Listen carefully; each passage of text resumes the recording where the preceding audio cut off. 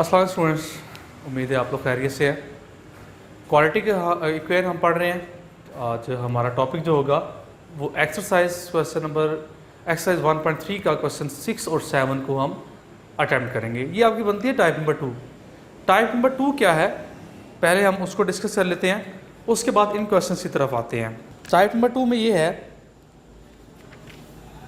कि इस तरह से आपके पास कुछ आ जाए, A P of X plus B over Q of X equal to C, इस तरह से कुछ आपके पास आ जाए।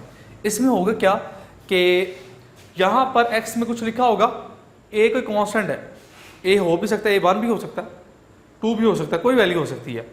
यहाँ पर x में कुछ लिखा होगा और यहाँ पर भी x में कुछ लिखा होगा, और ये दोनों आपस में सेम भी हो सकते हैं, और इक्वल टू सम कांस्टेंट होगा। तो ये कौन सी टाइप आ जाएगी, टाइप नंबर 2। और इसी टाइप के क्वेश्चन 6 होगा और क्वेश्चन इसी टाइप का क्वेश्चन है। अब हम देखेंगे इस टाइप को हम किस तरह से सॉल्व करते हैं। 2x² plus 1 plus 3 over 2x² plus 1 equals to 4, ये लिखा हुआ है। देखिए ये टर्म सेम आ रही हैं, मतलब कि न्यूमिनेटर में भी हैं और डिनोमिनेटर में भी हैं। यहाँ पर ऊपर है और यहाँ पर डिनोमिनेटर में है। इसके सलूशन के लिए हम लेट किया करेंगे जो सेम चीज़ है उसको हम y के इक्वल लेट कर लेते हैं और पुट कर दें। चलें ये लिख लें या लेट कर लें इसको इक्वेशन नंबर 1। और मैंने कहा था जब पुट करते हैं तो उसको लाजमी तौर पर लिखा करें। उसकी रीज़न ये होती है कि इसको आपको दोबारा यूज़ करना पड़ता है कि x में आंसर लेके आने के लिए। इसको यूज़ करेंगे तो y में आंसर आएंगे, लेकिन हमारी इक्वेशन तो x में है तो x के आंसर चाहिए, तो इसी को यूज़ करेंगे। अब ये वैल्यू पुट कर देते हैं हम, तो ये आएगा y plus 3 over y equals to 4। अब ये y नीचे है, फ्रैक्शन में है। अगर पूरी इक्वेशन को हम y के साथ मल्टीप्लाई कर दें तो यहाँ y² आएगा, ये y ख़त्म हो जाएगा और यहाँ y आएगा। बेसिकली हमें यहाँ पे y जो है वो ख़त्म करना है हमें।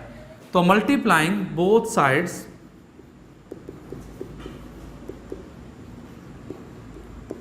साइड्स बाय y, दोनों तरफ y से मल्टीप्लाई करें। इसको जब करेंगे तो ये आएगा y का स्क्वायर, इसको मल्टीप्लाई करेंगे, मैं लिख तो नहीं रहा लेकिन मल्टीप्लाई करेंगे तो मल्टीप्लिकेशन, और ये y नीचे से कट जाएगा और क्या रह जाएगा, सिर्फ 3, और इक्वल टू किसके आ जाएगा 4, और साथ में आएगा y आएगा इस तरह से।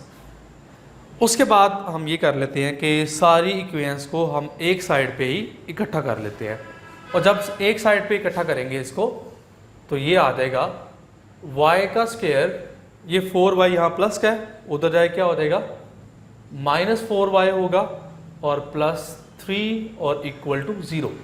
अब इस इक्वेशन को हम इजीली फैक्टराइज कर सकते हैं।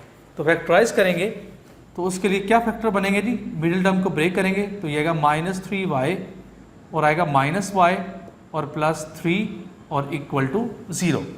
जी फर्स्ट टू टर्म्स, जी y कॉमन इसमें से, तो क्या आएगा y -3, -1 कॉमन और क्या आ जाएगा y -3 equal to 0।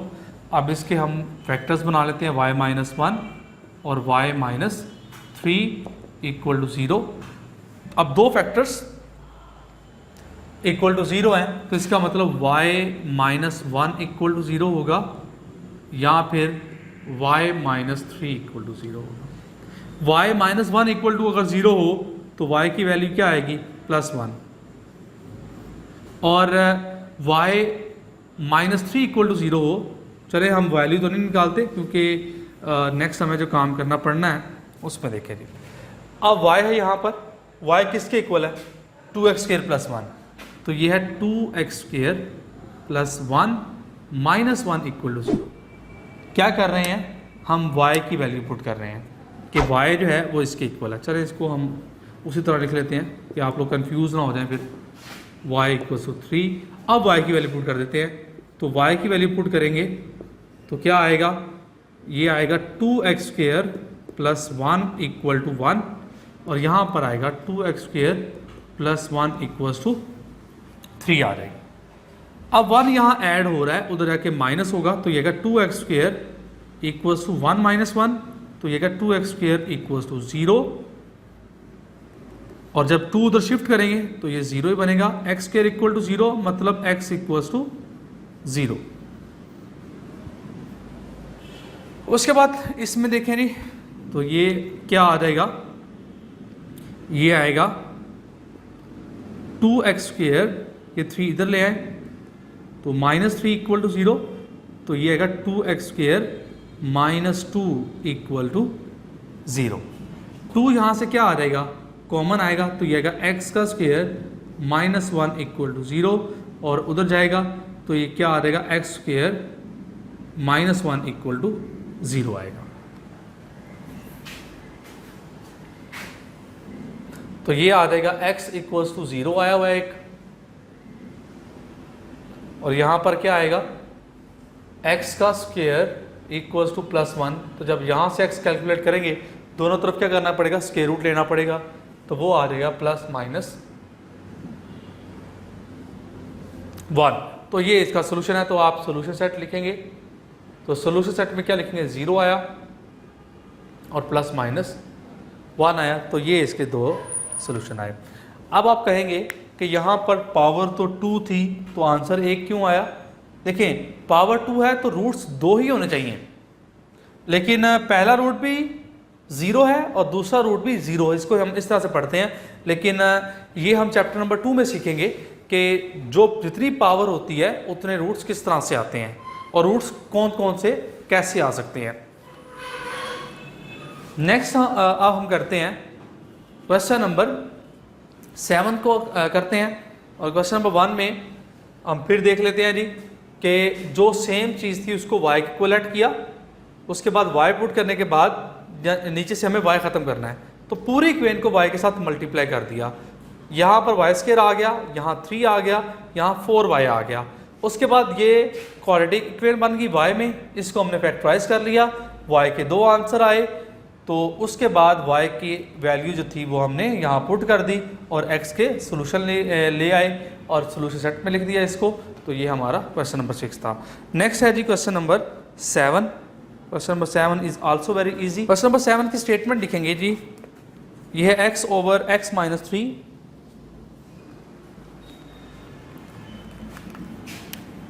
Question number 7, x over x - 3 plus 4 into x - 3 over x equals to 4।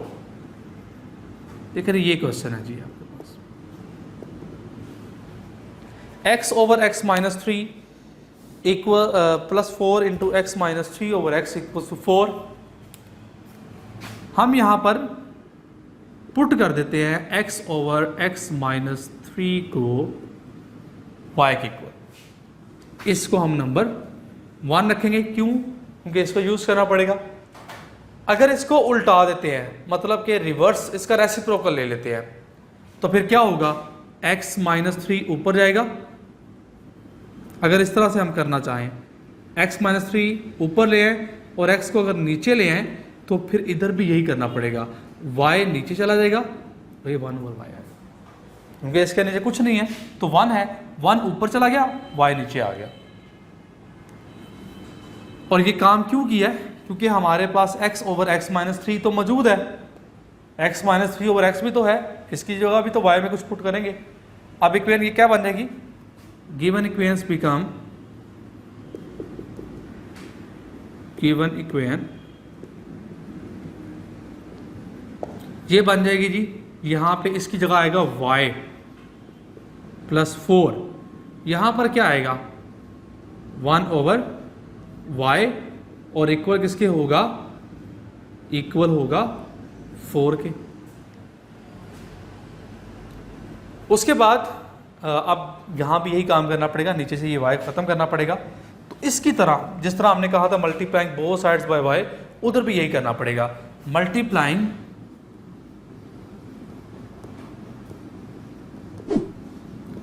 both sides by जब y से दोनों तरफ मल्टीप्लाई करेंगे, y को जब y के साथ मल्टीप्लाई करेंगे तो ये आएगा y का स्क्वायर, और जब y को मल्टीप्लाई करेंगे y से कैंसिल आउट और ये आएगा +4 बच जाएगा, और जब इसको मल्टीप्लाई करेंगे ये आएगा 4y आ जाएगा। हम सारी टर्म्स को एक तरफ इकट्ठा कर लेते हैं कि ये आ जाएगा y स्क्वायर, ये प्लस का 4y है, इधर आके -4y हो जाएगा और इक्वल किसके आ गया 4 के, बल्कि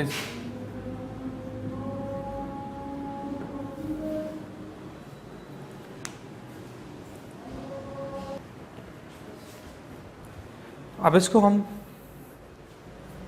अगर देखें तो ये वैसे तो y-2 का होल स्क्वायर कंप्लीट हो रहा है, लेकिन अगर आप इसको फैक्टराइज करते हैं तो ये आएगा y स्क्वायर -2y +4 = 0। इस तरह से यहाँ से क्या चीज़ कॉमन ले सकते हैं, y और y-2, यहाँ से -2, y-2 = 0, y-2 और y-2 = 0। तो इसका मतलब y-2 होल स्क्वायर = 0, इसका मतलब y-2 = 0, y किसके इक्वल आ गया 2 के इक्वल आ गया। यहाँ भी यही बात आ जाती है कि y के पावर तो 2 है यहाँ पर, इसके भी 2 सोल्यूशन आने चाहिए, लेकिन फिर रिजल्ट क्या आती है, क्योंकि 2 रूट्स तो आए हैं लेकिन दोनों रूट्स एक जैसे हैं, पहला भी 2 है और दूसरा भी क्या है 2 ही है। अब यहाँ से हम क्या निकालते हैं, x की वैल्यू निकालते हैं, ये y की वैल्यू आई है लेकिन हमें तो x की वैल्यू चाहिए, तो जहाँ से लेट किया होता है वहीं से पुट करेंगे। ये है x ओवर y की जगह क्या पुट करेंगे, x over, this implies x over x -3 = किसके इक्वल 2 के इक्वल। तो यहाँ से क्या आ जाएगा, यहाँ से आएगा x यहाँ पे रहेगा, क्रॉस मल्टीप्लिकेशन होगी, यहाँ डिवाइड हो रहा है, उस तरफ जाके मल्टीप्लाई होगा तो ये आएगा 2 × x -3 आएगा। तो इसका मतलब है यहाँ पे ये आ गया x = 2x - 6।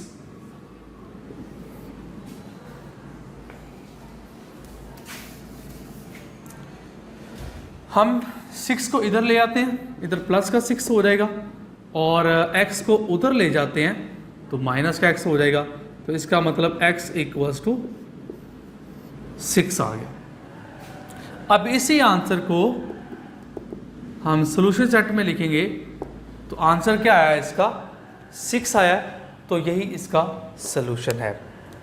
तो ये हमारा क्वेश्चन नंबर 6 और क्वेश्चन नंबर 7 था। क्वेश्चन नंबर 6 और क्वेश्चन नंबर 7 में अगर एक टर्म y आ रही है तो दूसरी टर्म क्या आ रही है 1/y आ रही है। इसी को यूज़ करते हुए हम क्या कर रहे हैं, क्वाड्रेटिक इक्वेशन को सॉल्व कर रहे हैं। लेकिन थोड़ा सा मैं चलें रिवाइज कर देता हूँ इस चीज़ को कि हमने किया क्या है। देखें जी, ये हमारे पास लिखा हुआ है x ओवर x -3, ये उसका रेसिप्रोकल लिखा हुआ है, इसका उलट लिखा हुआ है यहाँ पर। अगर हम इसको y के इक्वल ऐड करते हैं तो फिर ये किसके इक्वल होगा, ये 1/y के इक्वल होगा, क्योंकि इसकी ये टर्म ऊपर चली जाएगी और ये टर्म नीचे आ जाएगी, तो इसलिए हम इसको 1/y के इक्वल पुट किया। उसके बाद जब वैल्यूज पुट की हैं तो इसकी जगह तो y आ गया और +4 आया, और इसकी जगह क्या आया 1/y और =4 लिखा हुआ है। अब नीचे जो फ्रैक्शन है इसको हमें रिमूव करना पड़े, मतलब कि ये फ्रैक्शन जो है इस क्वेश्चन में इन्वॉल्व जो है उसको हमें रिमूव करना पड़ेगा, तो डिनोमिनेटर पार्ट को रिमूव करना पड़ेगा। तो डिनोमिनेटर में y लिखा हुआ है, अब दोनों तरफ हम किससे मल्टीप्लाई कर देंगे, y से मल्टीप्लाई कर देंगे। जब y से दोनों तरफ मल्टीप्लाई किया तो यहाँ y² आ गया, यहाँ 4 आया क्योंकि y तो कट चुका है, =4y आ गया। अब ये इक्वेशन आ गई। अब यहाँ पर मैं पहले मैंने ये कहा था कि ये स्क्वायर कंप्लीट हो रहा है। देखें जी, y-2 का यहाँ मैं लिख देता हूँ, y-2 का होल स्क्वायर ये होता है a का स्क्वायर प्लस b का स्क्वायर -2ab, तो वो यही आएगा, और यही लिखा हुआ था और लास्ट पे देखें यही आया। लेकिन मैंने इसको फिर भी फैक्टराइज कर दिया कि अगर ये आपको समझ नहीं आई तो आप फैक्टराइजेशन कर लें, उससे आपको समझ आ जाएगी। तो उसको फिर मैंने y-2 का जब स्क्वायर बना है उसके बाद दोनों तरफ स्क्वायर रूट लिया तो स्क्वायर रूट 0 ही होता है, और y-2 इक्वल किसके आ गया 0 के, तो y की वैल्यू आ गई 2 के। अब y की वैल्यू पुट की यहाँ पर, तो वो वैल्यू है x ओवर x माइनस 3 और इक्वल टू 2 आया। क्रॉस मल्टीप्लिकेशन की है, यहाँ पर x है, यहाँ पर 2x है, माइनस 6 है। उसके बाद 6 को हम इधर ले आए ताकि ये प्लस का हो जाए और x को उधर ले गए और फिर x की वैल्यू क्या आ गई 6। तो ये था हमारा आज का लेक्चर जिसमें हमने 2 क्वेश्चन को डिस्कस किया।